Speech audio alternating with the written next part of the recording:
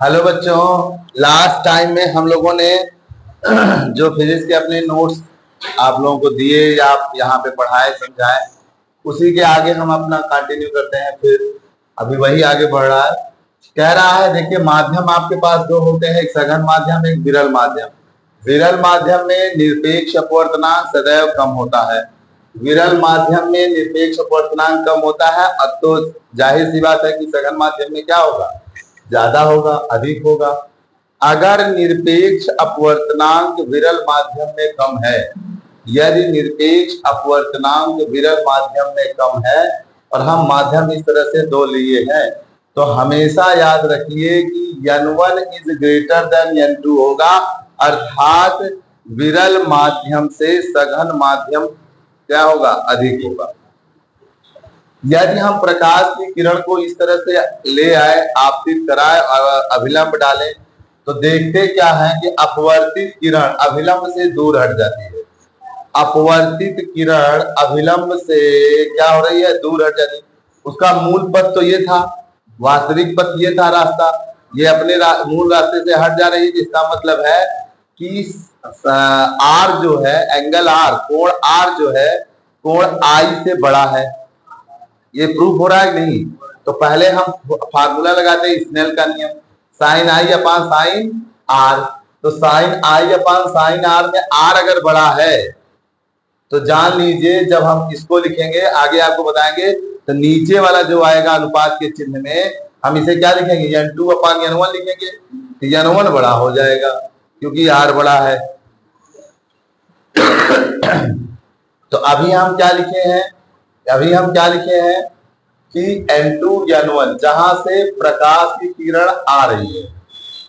n1 कौन है, जहां से प्रकाश की किरण आ रही है, और n2 कहाँ है, जहां से प्रकाश की किरण गुजर रही है। विरल माध्यम प्रकाश की चाल अधिक होती है, निरपेक्ष अपवर्तनांक कम होता है, याद रखना है। सघन माध्यम में प्रकाश की चाल क्या होती है, कम होती है, लेकिन निरपेक्ष अपवर्तनांक ज्यादा होता है। माध्यम बनाया, साइन आई साइन आर लिखा। अगर माध्यम 2 है और 1 है, तो देखिए जो नीचे वाला रहता है वो पहले लिखा जाएगा और जो ऊपर रहता है वो बाद में लिखा जाएगा। समझ में आया? अब इसको हम लोग अनुपातिक फॉर्म में भी लिखना सीखेंगे। जैसे हमने एक दूसरा फिगर बनाया और उस फिगर में देखिए एक माध्यम कांच लिया और एक माध्यम वाय लिया। जो माध्यम कांच है वो सघन कहलाएगा और जो माध्यम वाय है वो क्या कहलाएगा, विरल माध्यम कहलाएगा। सहमत है ना? तो देखिएगा ध्यान से, आई और आर में आर कोण बड़ा हो जाएगा आई से ना, बड़ा हो जाएगा ना, ऐसे ही है ना, यही फिगर है ना, यह भी फिगर तो वही शो कर रहा है। तो R is greater than R. तो देखिए माध्यम फर्स्ट, माध्यम सेकेंड, तो जो माध्यम सेकेंड है उसको पहले लिखते हैं, माध्यम फर्स्ट को यहाँ पे n के साथ बाद में लिखते हैं, यही लिखते हैं। जब हम इसका अनुपातिक फॉर्म लिखेंगे रेशियो के फॉर्म में, तो क्या आ जाएगा, n2 अपान n1। तो n1 हो गया ना, इसके माने हम लिख सकते हैं sine I upon sine R, या आई अपान आर लिख करके n2 अपान n1 लिख सकते हैं, नहीं इसको लिख सकते हैं। तो यदि r बड़ा हो जाए तो हमेशा याद रखिए n1 का मान भी क्या हो जाएगा, बड़ा हो जाएगा। ठीक, और n1 आपका कौन सा माध्यम है, सघन है। कौन सा माध्यम है, सघन, और n2 आपका विरल है। तो मैंने बोला ना कि n1 बड़ा हो जाएगा किससे, n2 से, जब r बड़ा हो जाए i से। तब ऐसी स्थिति में r का कोण I कोण से बड़ा होने पर अपवर्तित किरण, ये किरण जो जा रही है वह अभिलंब से दूर हटती है। ऐसी स्थिति में वह अभिलंब से क्या होती है, दूर होती है। समझ में आ रहा है?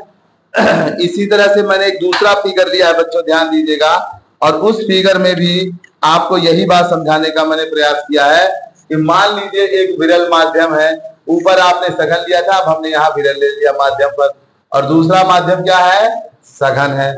मान लीजिए हवा से प्रकाश की किरण कांच में जा रही, शीशा आप रखते हो उसमें जा रही हो, तो ऐसी स्थिति में क्या होगा, sine I upon sine are.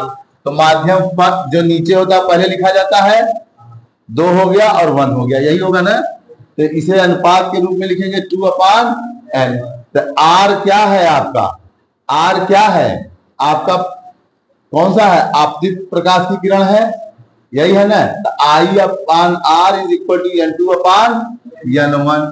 अब जरा ध्यान से देखिए कि आर का मान बड़ा होगा कि छोटा होगा, छोटा है तो N1 का मान भी क्या होगा, मतलब आर का मान कम होने पर N1 का मान कम हो जाता है। तो R is less than I, तो N1 इज लेस देन, अर्थात आर का कोण आई से छोटा है तथा अपवर्तित किरण अभिलंब से क्या हो जाएगी, तरफ आ जाएगी, अभिलंब के तरफ आ जाएगी। समझ में आया नहीं। और जब ये होता है तो अपवर्तित किरण अभिलंब से क्या हो जाती है, सदैव दूर हट जाती है। तो विरल माध्यम निरपेक्ष अपवर्तनांक सदैव कम, सघन माध्यम निरपेक्ष अपवर्तनांक अधिक और अपवर्तित किरण अभिलंब से दूर मतलब अभिलंब की तरफ झुक जाएगी। ऐसी स्थिति याद रखिएगा। ठीक, इस पे हम लोग न्यूमेरिकल कराएंगे तो आपको और समझ में आ जाएगा। घर जाकर के एक बार पढ़ लीजिएगा, आपको बहुत अच्छे तरीके से समझ में आएगा। सब एक दूसरे से ट्रिक है, बुक में भी दिया होगा। धन्यवाद बच्चों।